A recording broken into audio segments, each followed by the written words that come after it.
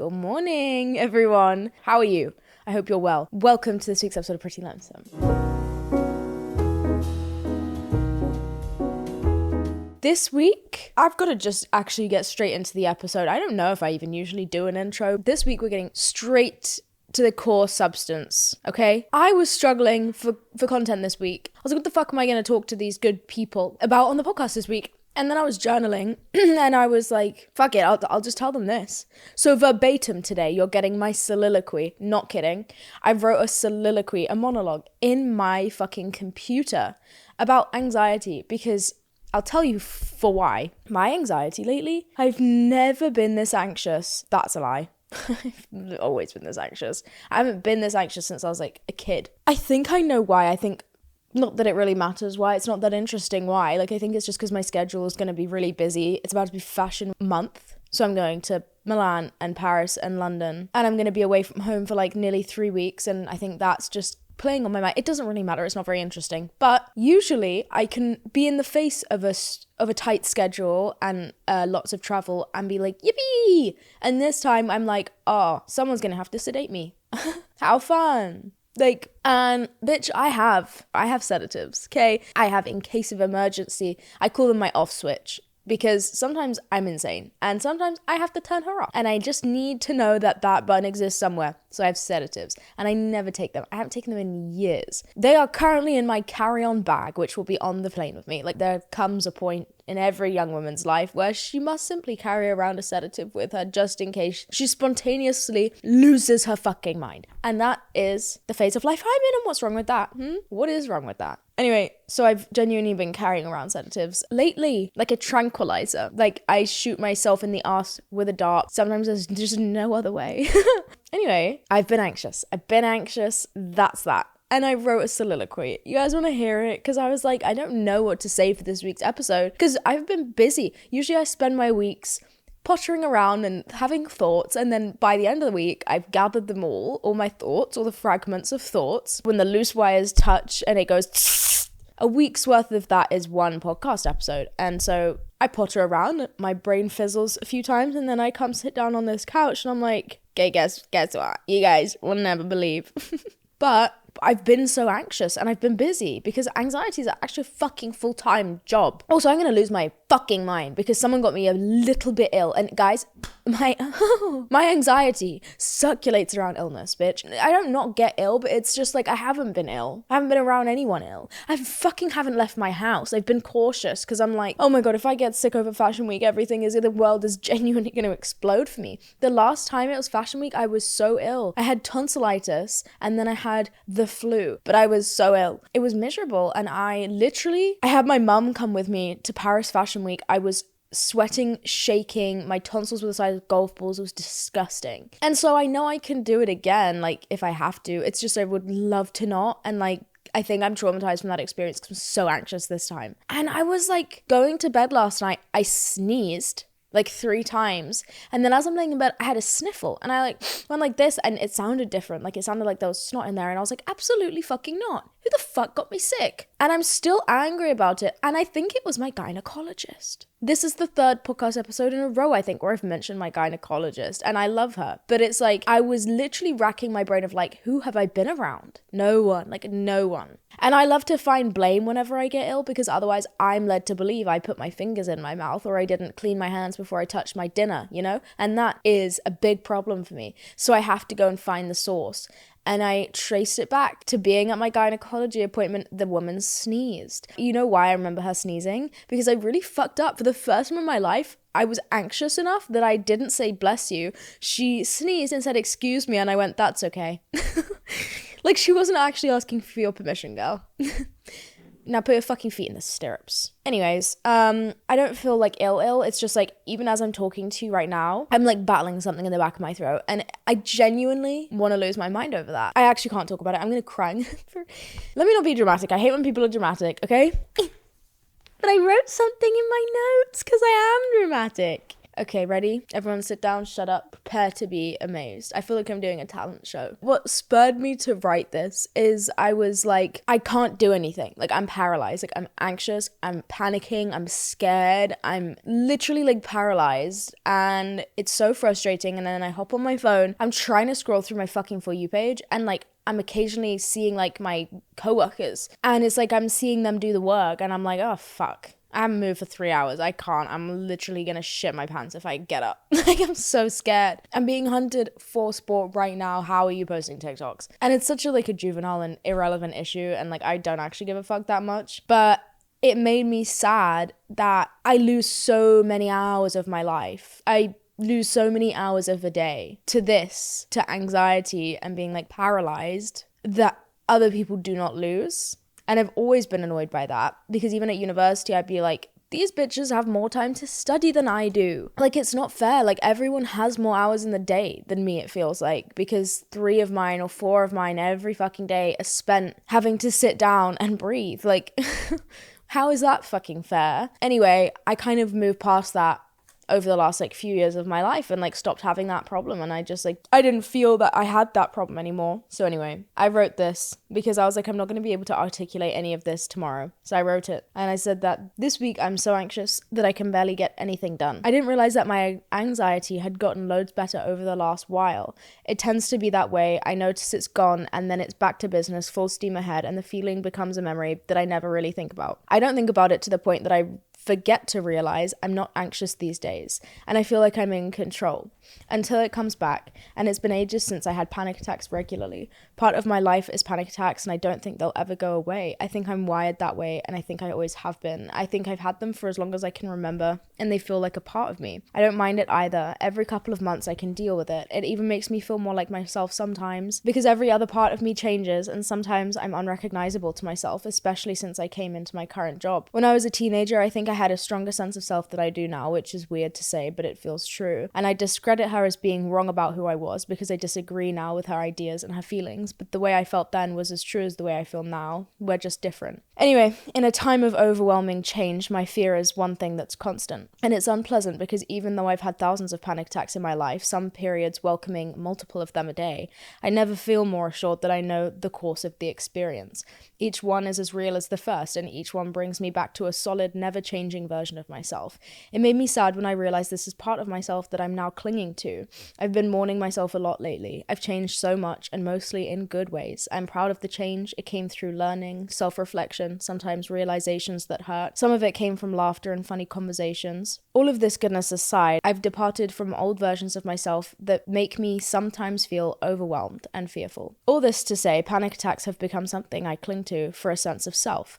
I did it at 6, 16, 20, and today, and that's the only thing we have left in common. I've been leaning into things that bring me joy, like car figurines, rock collections, and writing. These are the things I've loved my whole life, and they bring me inexplicable happiness. My mom had a collection of fossils and rocks in her closet in a glass case. When I was really young, I used to sneak in there and find them tucked between her shoes, and I wasn't meant to go in there alone, but I would often rummage through, find them, and sit and stare at the foot of her bed. Now I find rocks, and I take them home, and I hold them and stare at them and feel the same weird sense of satisfaction that I did then, but I just don't feel any closer to myself. We're doing the same thing, feeling the same emotions, but I feel like I'm enacting a scene from a TV show I saw, rather than getting closer to an older version of myself. To my point on the anxiety, I had forgotten this feeling. For months, I feel like I've been living free of it. When I got back from my most recent trip to New York, I couldn't stop thinking about all the times I should have washed my hands and didn't, and all the food that I ate that I didn't prepare myself, and the fact that I was not careful. And since then, I found my heart racing all day. I'm in my house where I should feel safe. I have a few tasks to complete for work, and all I can think about is the fact that my stomach hurts. When someone asks me if I want to go out to the store or to grab a coffee, I pause before I accept. Pausing is something I forgot about too. I pause to consider how bad my stomach hurts, how long it's been hurting for. Is this a familiar ache, or is something more sinister? I'm Googling virus outbreaks and obsessing over the egg that I had 4 hours ago. The key here is the pause always results in a shaky yes. I used to say no and stay inside, and I never really felt safer staying there. I can't escape my body. I'll be in this flesh in my bedroom or at the coffee shop. So I say yes. I feel the fear and do it anyway, determined to never let this ruin my life again and to keep living as normal as I can until it becomes my reality. I know these things ebb and flow. I know this will pass. I just have to say yes, be brave. But being brave can be so exhausting, something that I also forgot. I've said it before and I'll say it again, how I discredit my 15-year-old self, but today I can't because I'm reminded once again of what she was up against. I'm amazed, and that scares me. I don't know how she did it. I don't know how she overcame this. I spend time contemplating the fact that if I was faced with her challenge all over again today, I wouldn't know what to do. I spend time thinking of the moments in my adulthood where a teenager has asked me for advice, come to me for guidance. They're struggling now and they know I struggled. Surely I must have something to say, but I don't. If I could pay for an hour-long meeting with my teenage self, I would. I spent time thinking about the dumb TikTok trend where people say they met with their teenage self for coffee and how they ordered different drinks, showed up at different times in different clothes, and how the current version of themselves reassured their teenage self of all the things they will do and all the worries they will resolve. And I feel silly knowing that if I had a coffee date with my teenage self, I'd beg her for advice and for a hug. I'd fall to my knees and ask her to write it down for me. I wouldn't have time to tell her what we're up to now. Bitch, this is so fucked.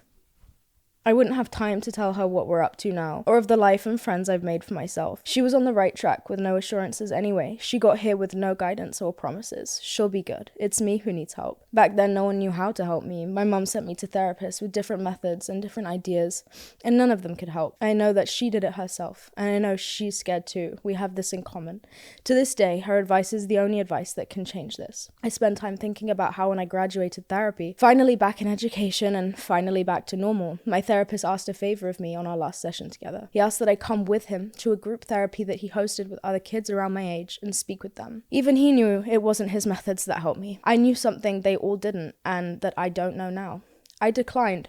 Exhausted from 3 straight years of hyperventilating and fidgeting and fighting, I declined. I never wanted to think about any of this again. I was free to leave this life behind, and that's exactly what I did. I wanted to help, but I said not yet. I need distance from this. I like to think sometimes that this podcast is my second shot at that, whether or not the episodes which pertain to mental health help anyone, whether or not my creativity has purpose or value. So anyway, I have things to do, a life of abundance to live, which I built myself, a life which I giggle at the prospect of with a bit of joy and a bit of humor. I live in Los Angeles, and I can't really explain how silly that is. It's the gag of the century to me. So now the same feeling of a turning stomach and a racing heart and a restless finger are plaguing my body, and I have so much to do, so much to lose, and even more to gain. I can't go to bed and watch YouTube until it passes like I used to, and I don't want to. I just hope this doesn't get worse, and I hope I don't spiral. I know how to ride out an anxiety attack, but I don't know how to fight the bigger fight. Suddenly I'm just as scared as I was at 15, but this time I have a flight in the morning and a work call in 10 minutes. All this to say, lately I'm exhausted. I have no wisdom to offer, only a monologue about how this whole thing feels, which is literally all I've ever been able to offer. I used to say, may your dreams be bigger than your fears, and that was the motivator behind the saying, do it scared. These words shape my life, and I've repeated them in my head more times than I could ever count. I often think about how I feel like I am living a life that's bigger than my fears. I take risks, I make myself uncomfortable, I eat the food at the event because that's what I'm supposed to do, even though it makes my heart race and my mind occupied for the rest of the day. I do it because the life I am living, in exchange for my discomfort, is worth it to me. It's the exchange I decided to make when I was 15 and continue to make every day. I could choose to stay safe inside, or I could choose my life with the cost of terror, and I choose life. But it can feel exhausting, and it's certainly isolating. How do I explain to anyone that the reason I can't form a sentence is because the pasta I ate for dinner had a funny smell, or that the restaurant got a few bad ratings? I dim the light on my phone before I Google the place we're eating at. I delete my search history after checking the National Disease Outbreak databases, and I pretend I'm on a work call while I Google symptoms. I live a second life that no one knows about, and I don't know how to explain this part of my brain because it's always been just mine. Despite this being sometimes the only consistent part of my life, I'm still just as clumsy about it as I always have been. I still think every time is the real one. Every other panic attack was just a panic attack, but this time I'm surely going to die. Each time is just as terrifying and convincing as the last. I'll never really understand this, I don't think. An old therapist told me that my panic attacks happen when my glass spills over. Like it would be full with small things right to the brim, and then one extra tiny droplet will be the thing that causes the spillage. The spillage being a panic attack. That makes sense to me, and I hope she's right, because then there's rhyme and reason, and maybe I can figure out how to empty the glass, clear space on the plate, or whatever metaphor you want to use, but it doesn't feel like that because it's midday and the sun is out and I'm in my bedroom, and I can't can't breathe at 24 over the same thing which made me lose my breath at 14. I wonder how it feels for normal people. They must have so much free brain space, and I wonder how much extra thinking they get done, how much extra work they can do with all the time not taken up by trying to catch their breath and trying not to obsess. I envy them for a moment before remembering this is the only consistent part of myself, and I don't know who I'd be without it. Maybe I'd have been a mean girl at school, maybe popular, maybe academically bright, all the possibilities I've mourned for myself over the years as a girl who had things get in the way. I'm not ungrateful. Like I said, I love the silly life I've made for myself, and I credit the panic that I've existed in. I don't think I'd be doing any of this without it.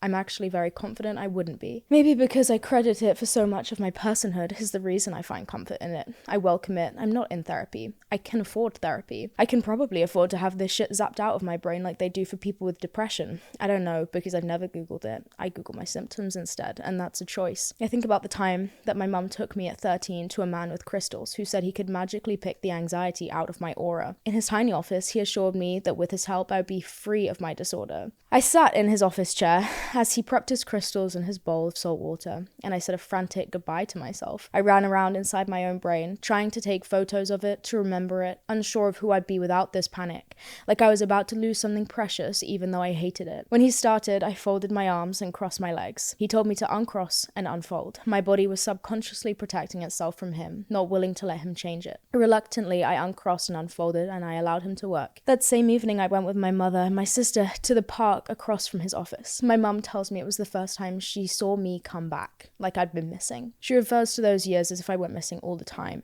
She tells me there were days when she got her little girl back, but that I would always go away again. I know what she means, and I hate to think I could ever go missing again. I feel like I'm clinging to myself and to my life as if it's something that could be yanked away. And it's a horrible feeling, no matter how self-aware I become, or how many books I read, or how many therapists I visit. I always feel powerless to this monster coming back and choosing to take it all away again. I've figured everything else out, but never how to banish this. My worst fear is actually that I've never even tried. When I was 15, I returned to school after nearly a 3-year hiatus in which I spent my days locked inside my bedroom, panicking and Googling and panicking and Googling. Why did I return? Feel the fear and do it anyways. Do it scared. The price I was going to pay for doing anything else was simply too high. My end of school exams were a matter of months away. If I didn't get these exams under my belt, my life would be defined by this. I did it terrified, but I did it. And once I was able to leave my house, once I was able to hang out with my friends and to agree that this was worth the discomfort, worth the tummy ache and racing heart, I became content. I didn't look further. This was already beyond my wildest dreams. I could go outside, and that was more than I had imagined for myself, and so I accepted this level of living. And since then, I've remained the same, uncomfortable but grateful, fearful but doing it anyway. Every day gaining more and more reason to believe that the exchange is worth it. At times, even a great bargain, a steal, a tiny price for a joyous and fruitful life. But then times like these roll around and the exchange feels heavier, less of a great deal and more of a rip-off. And in these times I wonder why I've never tried to get better, just because this quality of life is better than being housebound and isolated. And I don't know why I've never tried, and that's the end of my sentence. I am anxious and I'm excited and I'm grateful and my stomach hurts, and that's how it's been this week. My biggest fear is next week it will be worse. To be honest, my biggest fear is fear, which is ironic because it's what I cling to, and excuse it as clinging to me. But I trust that next week will be better, and I trust that I can carry myself through this period as I always have before, and I'll revel a little bit in the familiar feeling and in the closeness it brings me to versions of myself that I look back on with awe. And I'll say thank you again to my 15-year-old self for everything that she did for me. Bitch. The fuck. So anyways, that's how I've been feeling this week, in case you were wondering. I love that you guys can never tell me if you want to know. Like, I love that I'm like, do you want to be subjected to this? I know you can click off the video. I know you can turn the podcast off, but it's like, you know, if you feel like listening, you have no choice other than to hear exactly that. Like, you know, if you were here to contribute to the conversation, you'd be like, I don't know, like maybe something else, you know? And it's weird. And I don't really know what possessed me to write that or why it's so fucking like deep. And usually I'm someone that rejects deepness. And I know that sounds weird because it sounds actually really mean. But sometimes when people are like so indulgent in themselves, I get exhausted. And I think that there are periods of your life where self-indulgence and self-discovery should be like job number one, like priority. I saw something on TikTok the other day that said that Barbara Streisand said that she no longer goes to therapy because she's, quote, just not that interested in herself anymore. Bitch, I fucking feel you, except I just know it's unacceptable for me to feel like that because I'm too young and I'm like still inflicting myself upon people. You know, I'm like, you ought to go to therapy. Also, I am still interested in myself. But I often feel that feeling. Like I related to what she said there because I'm like, bitch, yeah, fuck me. Like sometimes it's easy to feel like in the pursuit of self-betterment, it is the right thing to do, to spend a lot of time inside your head and spend a lot of time like picking apart your brain and trying to be a better person. And that's fine. I think there's seasons of life where that is fine. And I think therapy is an incredible thing. And I think people should try it and go to it. But I think that it's meant to ebb and flow. You're meant to have phases where you are focused on that. And equally, I think you're meant to have phases where you're not. You're looking outwardly. Inwardly versus outwardly, and sometimes both. And I'm sure there's a balance, but I can't figure out the balance yet, so fuck me. Like I do one or the other. But anyway, I related to what she said there because there are phases of my life where I'm like, bitch, I don't actually care. And I'm like trying to become a better person and like read these books on like, you know, psychology and whatever the fuck, and like human psychology and like the whole thing about cognitive dissonance. I do shit like that where I read all these books and then I just get fatigued and I'm like, you know what? There are things that I feel compelled and naturally drawn to speak about, whether that's on here or with a therapist, or usually it's the same shit. Usually I actually am more honest with you guys than I am with any therapist, which is hilarious. But my point is like, I often just feel like, unless it's something super pressing, unless my feelings are really hurt, unless I'm struggling and going through something, I don't want to fucking think about it. I'm bored, bitch. I don't have any emotional drive to do this. I need an emotional drive to like bother, you know what I mean? But when this kind of thing happens and this kind of emotion comes along and like I have to indulge, like I literally don't have another choice. And this whole week I have just been feeling like I want to scream and I don't know how else to put it. Like I literally feel like I need to like go like drive so far into the woods. I need to fucking scream. And it's not the first time in my life that I felt like that. And it's weird because I don't ever know how to explain this to anyone because it's like people always think there's like a reason, like, oh, what causes your panic attacks? Like what, when you're having one, what are you thinking of? People tend to jump to the assumption that I have social anxiety, which, bitch, maybe I do have a bit of it, but it's never given me a fucking panic attack. Like, you know, the worst I get is anxiety. Like I really don't, I'm sure I do have a little bit of social anxiety and like, you know, maybe I overthink some shit, but I don't, that's never the cause. And I shy away from speaking about this side of my anxiety online because how do I tell someone that I'm genuinely going to lose my mind because I saw someone throw up on TV? Like do you know what I mean? Like it's so niche and it's so annoying and it's actually not that niche. I feel like I see actually a lot of it on TikTok, but even so, even when I tell people like, yeah, like I have a fear of like illnesses, people tend to be like, oh my God, me too. Like I fucking hate when someone throws up. And I'm like, I'm sure you do, babe. We are not built the same. And I feel isolated from it. I feel isolated from everyone because this part of my brain is so difficult to understand. And the only people who do understand it are people who have been there. I try not to form close relationships with people with this fear, with the same type of anxiety as me, because it's so bad for you. It encourages the fear, it validates it, I obsess over it. For me, I think a lot of the reason that I feel so strongly about it is I actually fear other people's responses to illness. Like if I am ill and I tell someone that I'm ill, or they see me be ill, that is kind of actually where the fear stems from, I think. Now the fear is being ill, whatever the fuck. But I think it stems from people's reaction to it. So for me, hanging around other bitches with health anxiety, it's a wrap. Like I'm gonna fucking kill myself. Like get the fuck away from me. But I love them. I actually one time at university, so weird, right? I was in first year and I had just gone to this class for like the first or second time. We were doing group work and I didn't know anyone in this class. And I got put with this one girl. And so we went to the library to try to do this project and she had like rice cakes and she like pulled one out and they were in like a, you know how rice cakes are wrapped, right? Like in the packaging, whatever the fuck. We're in the library and she's like, do you want a rice cake? And I was like, oh, yes, please. The way I eat my food is if I have to hold it, like if I'm in public and I don't have cutlery and it's like clearly finger food, like a rice cake, I will never use a napkin. I will never put something between me and the food. I'll hold the food. I won't move my hand. So I'll take a hold of it and I won't move. And I'll eat.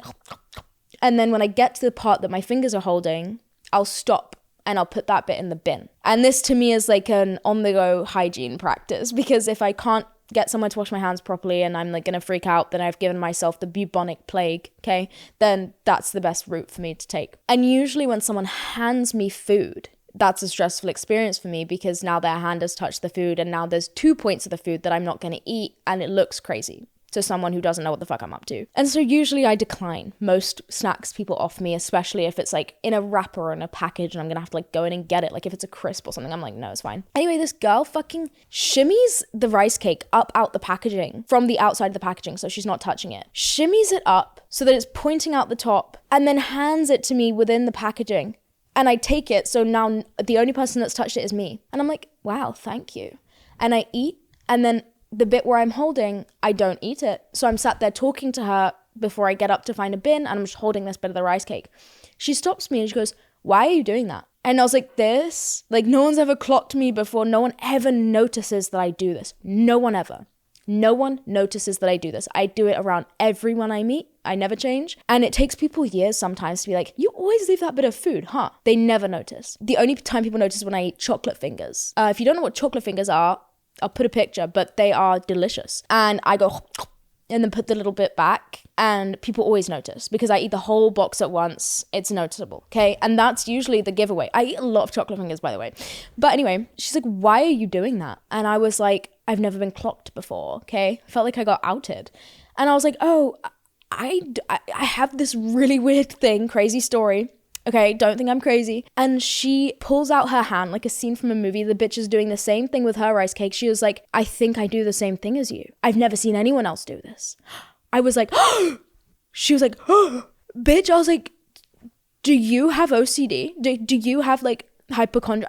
Are you crazy? Are you me? And she was like, yes. Like, I literally felt like I had met my match. I was like, wow, like I didn't even know this level of like understanding was possible in another person. Me and this bitch became fast friends. Yes, we did. We became such good friends, and I loved her. She was so hilarious, but she made my anxiety so bad because I remember I used to roll my cigarettes. If you're American, in Europe, people like make their own cigarettes, kind of like if you roll weed, right? They don't really sell it here, but it's like rolling tobacco. You get a paper, you get a filter, and you make it yourself. And it's way nicer. And so those were the kinds of cigarettes that I smoked. And when I would leave class, I would always roll a cigarette. And now my theory behind this was, one, I just am so fucking addicted to nicotine that if I don't smoke this cigarette, I'm going to kill someone. Between this and my next class, I have to smoke. There's no other way. Also at university, my anxiety was really low. Like, I was very unhygienic. I was clubbing. I was all over the place. And so rolling a cigarette to me, I was just like, I think I'm invincible. I think this is fine. Like, I had gone from like, if I touch my bare facial skin with an uncleansed hand, I will surely die. And then I went from that to popping pussy on the university students union club floor, licking the floor because there's a droplet of free alcohol on it and I'm a fucking broke fiend, and rolling a cigarette with my bare unwashed hands. Like, I went through something at university, guys. Like, I've alluded to my university time before being like, yeah, no, I was fucking crazy and I was like a weird version of myself, and everyone's like, ah, no bitch, I was crazy. That was when I shaved my head too. Like I was like going through something. Anyway, she would say to me like, are you not scared to roll that cigarette? Because like, I wouldn't touch my food, I wouldn't touch my face, but I'll touch a cigarette and then I'll put it to my lips. Like, that's kind of crazy. And ever since then, by the way, whenever I would roll a cigarette for the next few years until I quit, like, I would have her voice in my head of like, this is crazy that you're rolling a cigarette with your bare hands. And it's just like things like that. It's like you let yourself obsess. And the most healthy thing for me when I was 15 and I was working to kind of cure myself was exposure to people who found specifically throwing up funny. And I didn't know that this was a subgroup of people. Like, I didn't know they even existed. And I remember I went to my first party when I was 15. It was a New Year's Eve party, and someone threw up. And obviously, I freaked out, but it was less scary to me because they weren't ill and it wasn't contagious, but I still obviously freaked the fuck out. I remember my friend coming to me and being like, don't worry, relax, like, you're normal now, right? I remember like she was so insistent that I was no longer going to be this freak. I had been stuck inside. Actually, this is a cute story. I'd been stuck inside for 3 years, like I said, didn't leave my house, didn't speak to my friends. I was a recluse, and then I just kind of came back one day, and no one saw the work that went into me coming back. Everyone just suddenly saw me being normal again, and I never addressed it.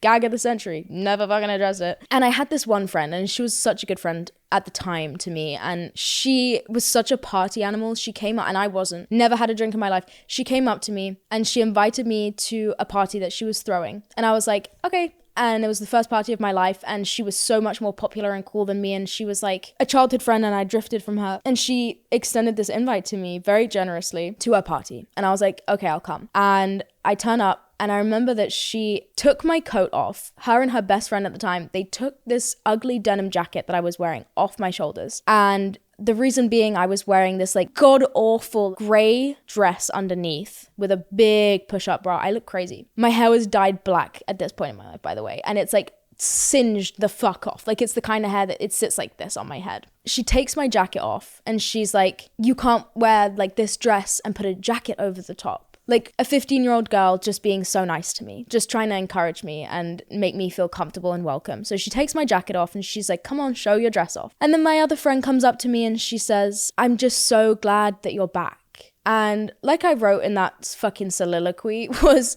my mum used to tell me that I went missing a lot. And everyone still remembers that time as if I went missing, because I wasn't myself.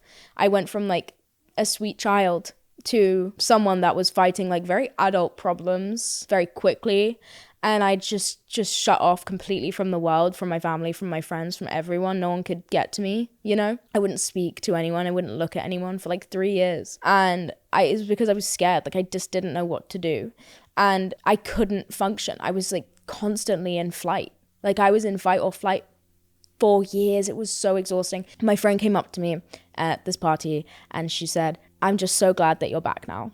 And I've never forgot that she said that to me, because it had never occurred to me at any point during the struggle that I had that anyone was waiting for me, or that anyone even really like noticed that I was gone. Like, I was just so involved with my own brain that wasn't what I was thinking about. It wasn't where my thoughts were. And it always made me feel loved. I always think about the fact that she said that to me, because she seemed genuinely happy that I was back, whatever that meant. And I remember thinking when she said it, I don't know if I'm back though. Like, I didn't say this to her, I think I just smiled, but I remember thinking, and it's the same thing verbatim that I'm thinking today, which breaks my heart a bit, but it was just like, I was thinking like, but what if I'm not back? Like, what if I get gone again? Because I didn't choose to leave the first time. Like, I didn't choose to become stuck in flight response for 3 years, and I didn't choose to fucking stay in my bedroom. I was never depressed. I was never a bad kid. I was never naughty. I was never like truant. I just like, something happened to me. It felt like I literally physically got sick. Like, I think of that time in my life as if I got ill. Like, I had like a chronic illness, and I only liken it to that because I feel like a lot of the time people suggest that there's some kind of choice at play, and choice in behavior of either the parent or the child when mental health takes effect at that kind of an age, where it's like, okay, but someone could put you at school. Like, okay, you were homeschooled, you were housebound, but like, your parent could have put you in school. And make no mistake, by the way, my mother did. The woman did. She did. She picked my ass up, drove me to school, and physically got the teachers to come to the car, drag me from the car into that motherfucking school. Many times, until my mum was finally like, okay, you know what? Let's maybe try and actually help this bitch. But my mother did everything within her power to get me back in school, to resume life as normal, so that this wouldn't become a bigger problem. Again, I understand why, because that is really important. And if I had a kid now, I would do the same exact thing that my mum did for me. I would try and get them in school with every bit of power that I had, even if it meant the teacher is dragging them kicking and screaming from the fucking car. Like, exhaust this lane until you can't. Because once I was homeschooled and once I was taken out, was I more relaxed? Yes. But my life was derailed completely. And I know that's not probably the way for everyone, and I'm not saying it wasn't the right thing to do, it was, but it wouldn't have been the right thing if she hadn't tried to get me back to school first, you know what I'm saying? Anyway, yeah, I remember that my friend said to me, like, welcome back. I'm so excited that you're normal again. And that's such a 15-year-old thing to say. I love that she chose those words. Like, that's so fucking funny. I love that you're normal again. Like, thanks, bitch. But it meant so much to me at the time, and I've always remembered that she said that. I remember even the way she looked when she said it to me. Like, she really was happy that I was back. Like, she got her friend back. And I have this lifelong friend. Her name's Paloma, and she actually makes music. If you ever feel like listening, Paloma Lafitte, she is my lifelong friend. She has always been my neighbor, and our mums are best friends. So we grew up together. Like, that bitch is my sister, and she's only a year younger than me. So we have like been in the thick of it with each other our whole lives. And she was the only person who, when I was housebound and not leaving the house and not speaking to anyone and just completely fucking stuck, she would still just come over. And she was a socialite, like for lack of a better wording, the bitch was a socialite. She was at school and that was her life. She was one of those girls whose life revolved around their school, their extracurriculars, and their friends. And she was such a teenage girl. I loved her. I'm honestly kind of envious of, like, sometimes I looked at her life and I was like, you actually could be in a Netflix movie. Like, you just have it all going on. And I still look at her and I'm like, you just really have like a built out life. You know how some people just have their hobbies, their job, their friends, their family, their boyfriend. I'm like, fuck, bitch, you've got like scenes. My life is just, I'm just like one thing all the time. Like, you have scenery, you've got sets, you got a cast. I don't have a cast. That's my problem. I don't have a fucking cast. Anyways, that is so not my point. So she would just come over. She lived like 10 houses down from me. I wouldn't speak most times. She would just sit in my bed with me and tell me about her school day and scroll on her phone and show me YouTube videos, and I would show her YouTube videos, and that was it. And I was so weird and I was so not her speed at the time, but we'd always been friends, and she would always come over and we'd have sleepovers sometimes, and she was like the only interaction I would have with the real world for 3 fucking years. It was insane. And she would get on board. I would make internet friends and she would talk to them with me, you know, like, because I didn't have anyone else to speak to, and I went to an online high school at one point, and so I made like internet friends and she would become friends with them. And like, she tells me as well, like, it felt like you were gone. Like, you just weren't you. And when she says that, I know she means it, because she's known me my whole life. And she's like, yeah, like, I would come up there and I would sit with you and I would talk to you, but it was like, you weren't, she calls me smelly. We call each other smelly. She's like, you weren't smelly though. And that makes me so sad. And the reason I'm saying any of this is because it's my biggest fear that it happens again. And it shouldn't be, because I should never feel as helpless as I did at 13. I've built a life around myself for a reason, so that I would never feel that helpless again, you know? And that's most people. Like, I have resources now. I know things now. I know how to listen to music that helps me. I know how to read books that help me. I know how to find a therapist. I have money. I have a fucking support system that I've built. I have a house that I feel safe in. Like, I have a life. And for some reason, the thing that's tripping me out this week and the reason for this whole podcast episode is I just feel just as fucking helpless. Like, I feel like I'm literally like on a cliff edge, and there is a guy who walks around notoriously just choosing to push people off of it, and he's in the local area. Like, man who pushes bitches over cliffs in local area. I am frozen in spot on a cliff edge. We don't know why. No one knows why, but I am in fact frozen on the spot in a cliff edge. And he's in the local area, bitch. And he pushed me off when I was 13, and I just got back up. And I said in the soliloquy that I feel like I've never really tried, and that breaks my heart as well. And it's not true. I have tried. I did try, just not enough. And there is something stopping me from trying again, or trying for the next step. I've never got past a certain checkpoint, and I haven't tried to. And I think it overwhelms me, the idea of trying. I feel like I would lose a lot of control if I lost a lot of my fear. It's a big one for me. And I guess, yeah, I don't know who I would be without it. And it feels also impossible. But I'm not one to believe in impossible, so I know that that's also an excuse. So yeah, I have tried. I went to therapy when I was like 18, and I found this great therapist, and he helped me a lot. Like, he helped me understand some very fundamental things about myself that I probably would still to this day not understand or not know without him. And they have been like very instrumental to me dismantling some of my anxiety and some of my panic attack fear. The thing is, it's like, no matter how much I seem to understand it and grow to understand myself, it doesn't change it. Like, this feels like chemical. It feels like it is literally in my brain. Like, okay, bitch, you can understand it, and you can like get to the root cause and see the root cause and revisit the traumatic experiences that caused you to develop a fear like this. And I think I do. I feel like I've hit a dead end. I'm like, what else is there for me to see? What else is there for me to know? Bitch, what else is there for me to dwell on? This is a chemical. Like, response that I don't know how to undo. But bitch, if it's really just chemical and it's really just like my brain wiring, surely I can undo that. They know how to undo that shit, right?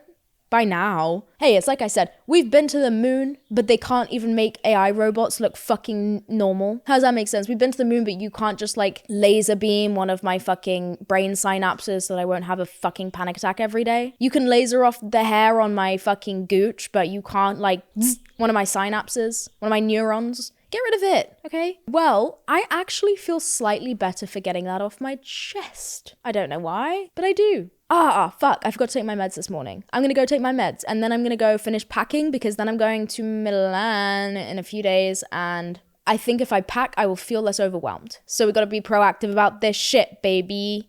Okay, well, I love you guys. Thanks for listening to this week's episode. If you did, if you're still here with me, thank you. And if you related to anything I say, I'm sorry. You know, people come up to me in public and they're like, I love your podcast. I relate to it. I feel like people don't listen to my podcast every week if they aren't relating. Like they're not listening and being bewildered, right? It's like people who like feel a little bit at home here. And so when people come up to me and they're like, I listened to your podcast, I look at them and I'm like, do you need to talk? Like, it's such a crazy thing to come and say to me. It almost feels like how maybe porn stars must feel when someone comes up to them and is like, love your work. And it's like, you just told me you've seen my butthole. That's how I feel when you guys come up to me and you're like, I love your podcast. And I'm like, so you read my journal and I just read yours. And it's concerning, queen, because what the fuck? You listen to Pretty Loads. Like, that's so worrying. And I know some episodes are like more jokey and some episodes are educational, but then there's the occasional one like this where I'm like, you guys want to hear something fucking gut-wrenching? And it's just me divulging deeply personal information for an hour. And then people come up to me and they're like, I love your podcast. And I'm like, thank you. Thank you. Would you like to see my butthole too? Okay, anyway, I'm going to shut the fuck up now. I'm breaking a sweat because it's getting hot in this garage. Well, I love you guys. I love you so much. Thank you for listening to this week's episode of Pretty Lonesome, and I will see you same time, same place next week. Mwah.